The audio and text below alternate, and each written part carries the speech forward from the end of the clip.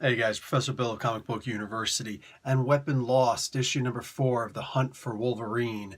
Alright, so this is the first of the 4 out of 4 comics. All of them are coming out this month, August.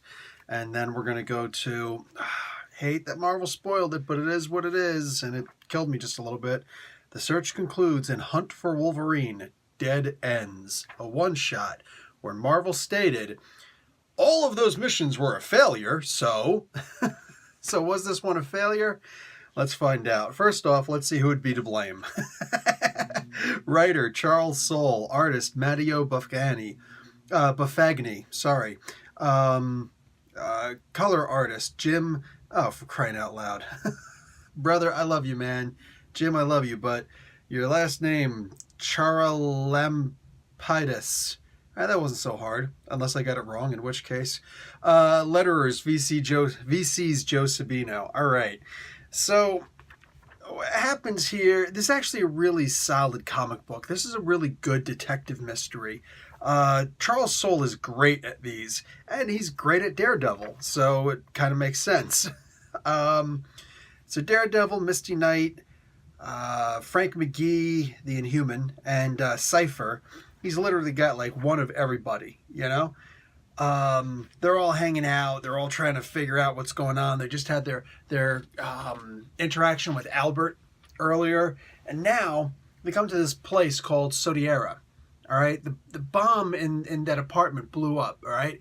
And they were able to trace down, or they were able to find out that the guard that they had talked to, the only one that actually had a real lead, he wound up actually being killed. So he went to his boss, Sodiera. This place, man, they try to put up a good front. But when Cypher started getting some stuff off the computer, the one guy says, you know, you're not actually going to find anything. This isn't going to help you out because we're destroying everything. And there's a level 4 kill team coming right now. It's on premises. And like, wait, what? Misty Knight's the best. It's like, okay, so does that mean that like 4 is a really good number, or is that, fourth best? Like, what are we looking at here? She's great. Everybody was handled really well in this comic book. I'd have to say the only complaint that I have is there's one part in here. I wonder if I can actually find it really quickly. Yeah, I know that I passed it. Where they get thrown out of a building. Now, I know that Misty Knight's got all these cool abilities. She's, in her arm, she's got she doesn't actually use her EMP, but she uses her rockets, and she uses her force field a couple of times, and she doesn't use her cryoblast, or maybe she doesn't, I just didn't notice it, whatever. She uses a bunch of different things. One thing that I don't remember her ever having, and I wish and I gotta be honest, man, I like the idea that the bionic arm gives her strength and allows her to deflect bullets, not with a force field, but the force field, the cryo thing, the EMP, maybe not quite so bad, but, controlling robots and all these crazy things she can do with her arm, it's a bit much for me. And the worst thing I've ever seen, right here. When they go and make her like Robot Man or Machine Man, that's just a bit much for me, man. Like, come on. I don't want to see stuff like that. And this isn't on Charles Soule, unless he invented this, in which case, not a great idea, brother. I love you, but you actually had one bad idea in this whole comic book. Everything else in this, though, great. And again, this is just my take on Misty Knight. I don't want to see her being so... I don't like when they try to elevate a character higher than he or she has to be. And Misty Knight is perfect as street level. I don't need to see all these, Inspector Gadget, go, Gadget, bionic arm. I don't want to see that stuff, man.